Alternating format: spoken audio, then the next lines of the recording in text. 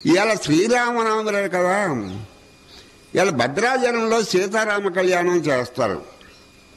కొమ్మరిలో కూడా చేసే ఉంటారు. సీతారామ కళ్యాణాలకి రామనవమికి సంబంధం ఏంటి?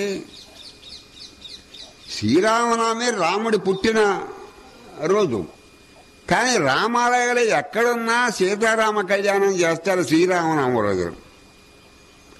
సీతారామ కళ్యాణం ఎందుకు చేస్తారంటే శ్రీరాముడు పుట్టినరోజు. అసలు శ్రీరాముడు పుట్టడమే మనందరికీ కళ్యాణప్రదమని సీతారాములకు ఆ రోజున కళ్యాణం చేస్తారు.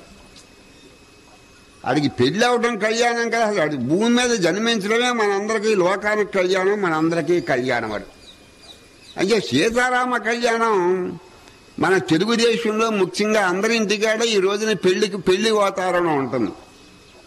సీతారామ కళ్యాణం అంటే మన ఇంట్లోనే కళ్యాణం అవుతుంది అంటే సీతారామ కళ్యాణం లోక కళ్యాణం.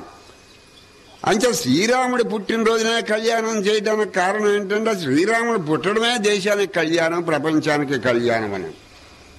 కొంతమంది ఏం చెబుతారంటే 14 సంవత్సరాల అరణ్యవాసం అయిపోయిన తర్వాత ఈ నవమ రోజునే, ఈ చైత్ర మాసంలోనే 14 సంవత్సరాలు అయోధ్యలో మళ్ళీ సింహాసనాన్ని అధిష్ఠించాడని, ఈ రోజునే అధిష్ఠించాడని చెబుతారు కొంతమంది. కానీ కళ్యాణం ఈ రోజున జరగకపోయినా రాముడు జన్మించాడు కాబట్టి ఆ రోజునే కళ్యాణం చేయడానికి కారణం ఆయన జన్మే కళ్యాణప్రదమని చెప్పడం కోసం.